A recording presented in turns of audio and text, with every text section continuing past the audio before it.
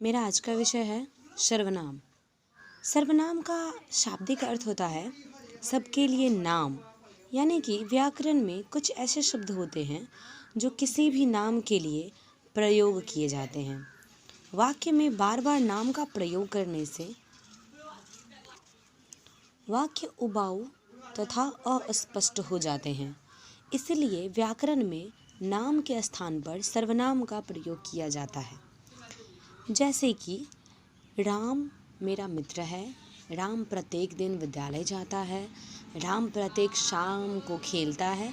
यहाँ पर बार बार यदि राम का प्रयोग किया जाए तो राम का नाम बार बार सुनने से वाक्य उबाऊ सा हो जाता है। इसीलिए यदि हम राम के स्थान पर यदि बार उसके स्थान पर सर्वनाम शब्द का प्रयोग करेंगे, जैसे कि राम मेरा मित्र है, वह प्रत्येक दिन विद्यालय जाता है, वह शाम को खेलता है, वह बहुत अच्छा है, इस इत्यादि इस प्रकार के वाक्य, तो वो देखने में भी बहुत सुंदर लगता है। अब सर्वनाम की परिभाषा यह है, हम कह सकते हैं उसे कि संज्ञा शब्दों के स्थान पर प्रयोग किए जाने वाले शब्द सर्वनाम कहलाते हैं।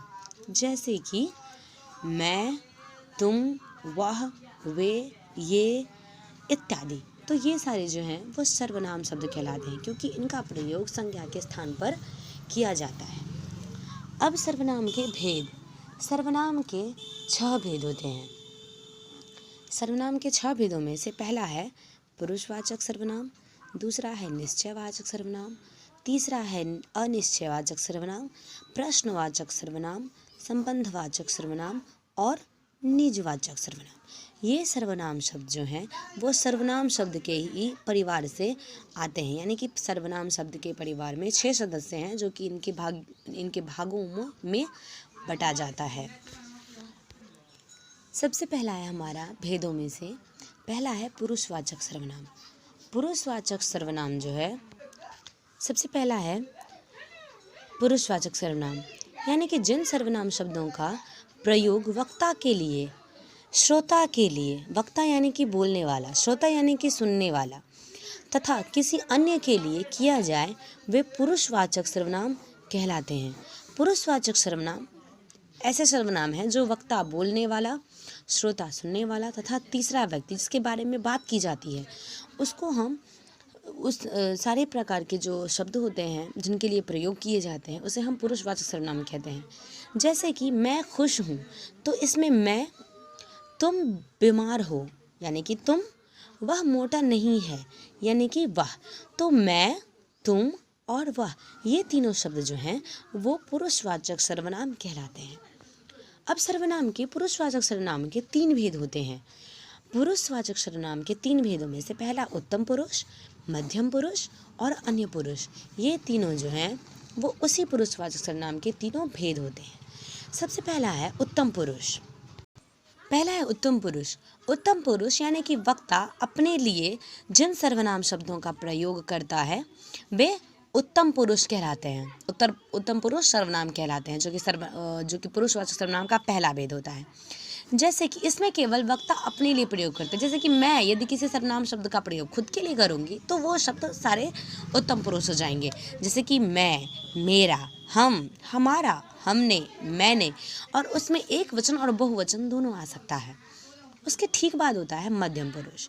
मध्यम पुरुष जिन सर्वनाम शब्दों का प्रयोग सुनने वाले या श्रोता के लिए किया जाए वे मध्यम पुरुषवाचक सर्वनाम कहलाते हैं। वे मध्यम पुरुषवाचक सर्वनाम कहलाते हैं, तो उसे मध्यम पुरुषवाचक सर्वनाम कहते हैं। जैसे कि तुम, तुम्हारा, तुमने, आप, आपने, आपका, आप लोग, आप लोगों का, आप लोगों की, आपकी, आपका, तुम लोगों का, तुम लोगों की, तुमने, आपने, इस प्रकार के शब्द जो हैं वो मध्यम पुरुष में आते हैं। क्योंकि हम दूसरों से जो बात करते हैं और जिसे हम कुछ बात करते हैं, जिसे हम कुछ कह रहे हैं, तो वो उन व्यक्तियों के लिए मध्यम पुरुष होता है। जैसे कि तुम क्या कर रहे हो, इसमें तुम कहाँ जा रहे हो, तुम कौन हो, तुम क्या कर रहे हो, ऐसे प्रकार के जो शब्द होते हैं, जैसे कि तुम, तो ये सारे तुम जो होते हैं वो मध्यम पुरुषवाचक सर्वनाम कहलाते हैं। अब आता है हमारा अन्य पुरुष। अन्य पुरुषवाचक सर्वनाम जो होता है, जो वो उन लोगों के लिए प्रयोग में लाया जाता है जो कि कोई तीसरे होते हैं। जैसे कि जिन सर्वनाम शब्दों का प्रयोग किसी अन्य वस्तु, व्यक्ति या स्थान के लिए प्रयोग में लाया जाता है तो वे अन्य पुरुष सर्वनाम कहलाते हैं। जैसे कि वह बहुत हठी है, तो वह, वे लोग अपना कार्य कर रहे हैं तो वे, उसने अपना कार्य नहीं किया तो उसने, उस पर भरोसा मत करो तो उस, इस प्रकार के वह, वे, उसने, उसका, उनका, वे लोग, उन लोग, उन लोगों ने, ऐसे प्रकार के शब्द जो होते हैं वे अन्य पुरुष कहलाते हैं। और इसी अन्य पुरुष के शब्दों में हम उसे, जो कि तीसरा व्यक्ति होता है, यानी कि जिसके बारे में बात की जाती है, वो तीसरा व्यक्ति जो होता है उसे ही हम अन्य पुरुष कहते हैं। ये पुरुषवाचक सर्वनाम का तीसरा भेद है, अन्य पुरुष जिसे कहा जाता है। क्योंकि इस वाक्य में, इस भेद में जितने भी सर्वनाम प्रयोग में लाए जाते हैं वे सारे के सारे तीसरे व्यक्तियों के लिए प्रयोग में किए जाते हैं।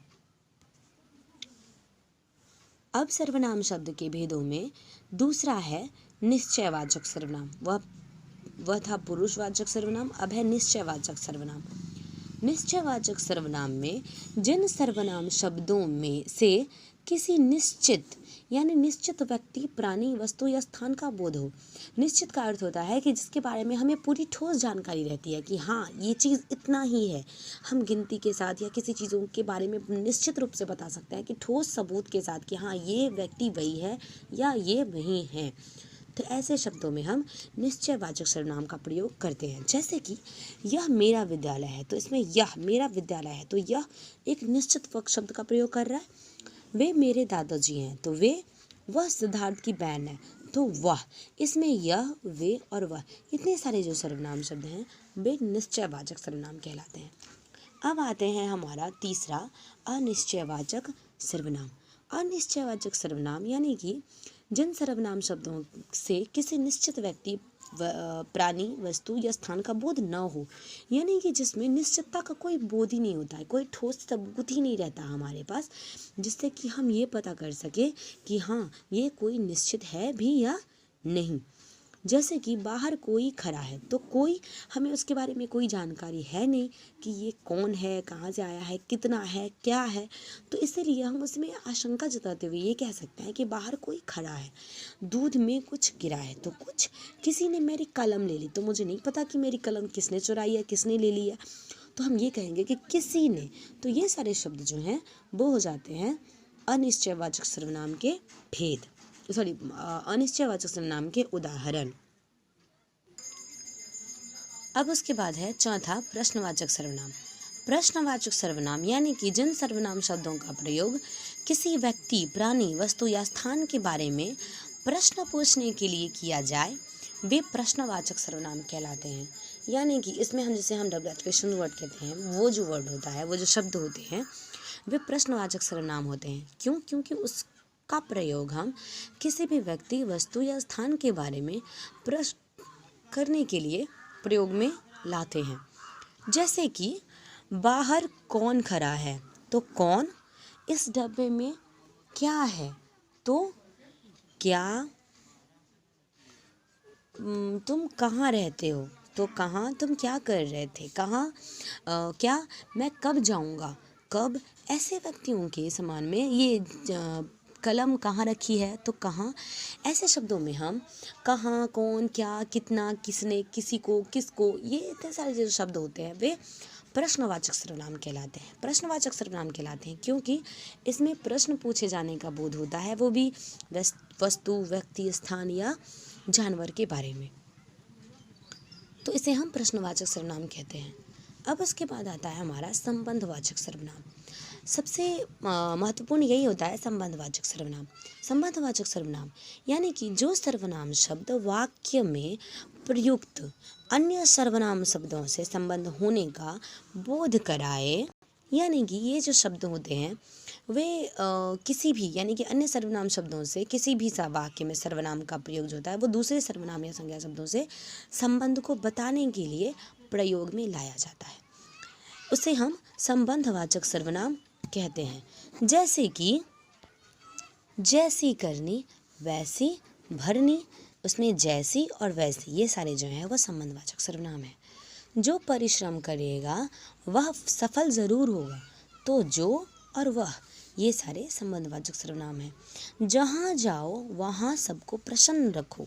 तो जहाँ और वहाँ ये सारे जो शब्द हैं वे हो जाते हैं हमारे प्रश्नवाचक यानी कि संबंधवाचक सर्वनाम।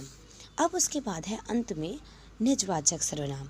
निजवाचक सर्वनाम शब्द का प्रयोग हम वास्तविक रूप से स्वयं के लिए करते हैं, यानी कि जिन सर्वनाम शब्दों का प्रयोग कर्ता के निजत्व का बोध कराने के लिए हो।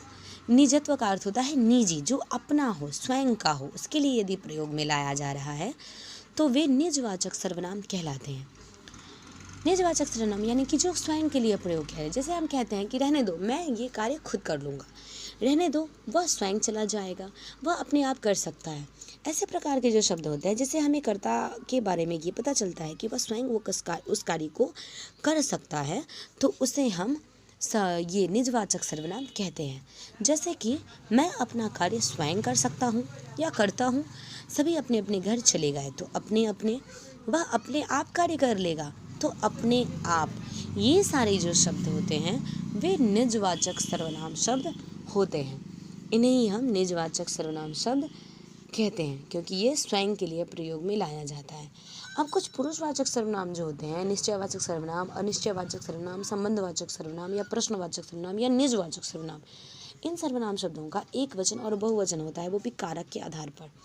जैसे कि कारक में कर्ता में है मैं, मैंने, और उसका बहुवचन हो जाएगा हम, हमने इत्यादि। ये सारे हो जाएंगे एक वचन का।